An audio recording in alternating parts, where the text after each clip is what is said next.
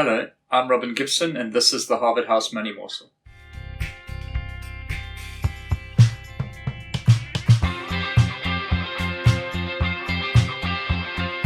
Welcome back. Thank you for joining us again. Don't forget to like and subscribe and click the bell so you get a notification of when we're releasing a new video.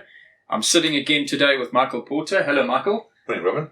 So, Michael, we love a good stat, I think, in this office, and we sit with bated breath knowing when they're released. We had a few stats released in the last couple of days. Do you want to tell us what they are and why we watch them so closely? Yeah, well, probably the first big one is inflation, Robin. And obviously inflation is so important because it determines the path of interest rates. So yesterday we had inflation. Headline inflation came out at 2.8%. Wow. Lower than expected. So that's year on year, which is kind of developed world kind of levels of inflation. I actually think the US inflation last week was 3.1 or 3.2%. So we're in pretty good shape from that point of view. Core inflation was 3.9%. So that excludes fuel prices and a bit of food and things like that. So that also gives you an indication of maybe there's some slightly more broad inflation trends. But obviously, the Reserve Bank has this inflation target of 3 to 6%. I think they're trying to move to sort of the low end of the target, or maybe 4% as an inflation kind of regime for us, as opposed to having this sort of band.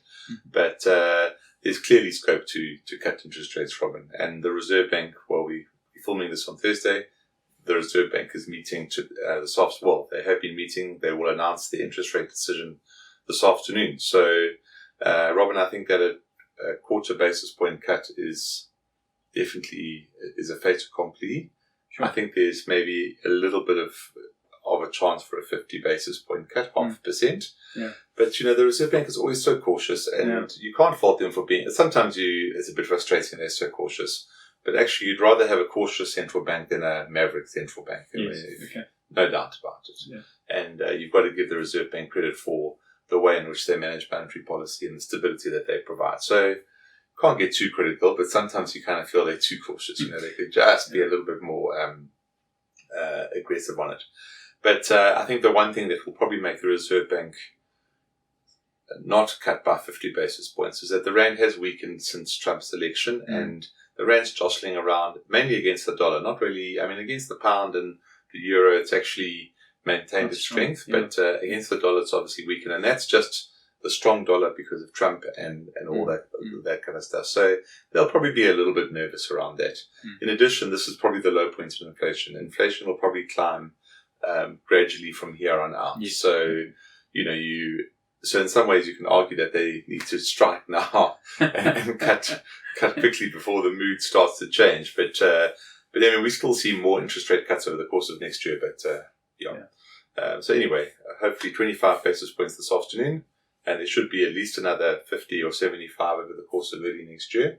But, let's see. Maybe we get a Christmas present from the Reserve Bank today. Yeah, wouldn't that be nice?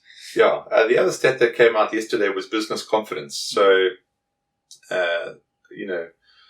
regular listeners or readers of Intuition will probably remember that in probably July, we wrote an Intuition article basically saying these are sort of 6 or 7 stats that we're going to watch quite closely to see whether the mood is changing in this country, because company profits will take time to manifest. I mean, it's a 12-month cycle.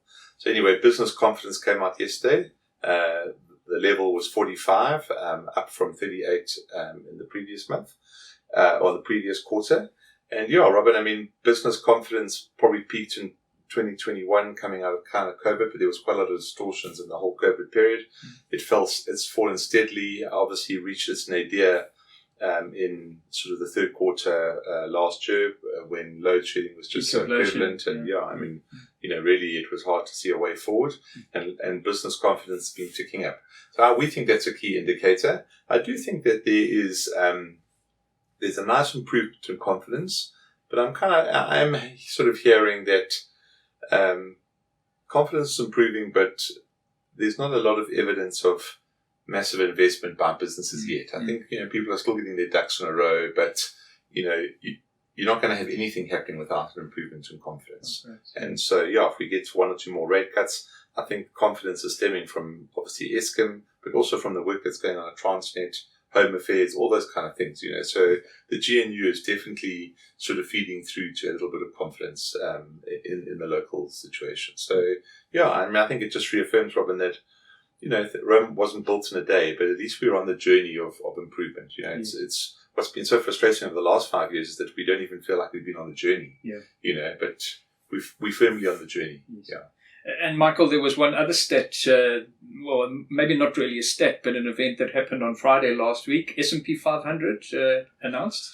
Yeah, Robin, they actually they didn't upgrade our credit rating. They changed the outlook from stable to positive, which kind of means that the next move can be an upgrade to the credit rating.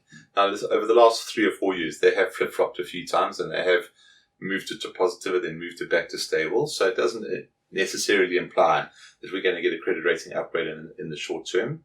But obviously, it's another step in the right direction. I mean, they haven't downgraded to negative, And so the positive outlook basically means that, yes, they still got some concerns, and they obviously do have some concerns around where debt is, but they're starting to see the possibility of higher GDP growth, obviously starting to bring down some of the metrics on the debt side and to make it a lot more sustainable. So, yes, again, Robin, I think it's just another sort of data point that confirms that we're on the right track, but Rome wasn't built in a day. No, absolutely. But it's better than going the other way. No, absolutely. Yeah. Well, Michael, I have to say, I'd rather be in South Africa than in the UK at the moment, looking at some of the things that are happening on the ground there. So it's good to be South African, and we have nice weather, and we have a winning rugby team. We have a winning rugby team, yes, we do. Michael, thank you for that insight. Thank you for joining us. Don't forget to catch us next time. Like and subscribe as you go. Goodbye.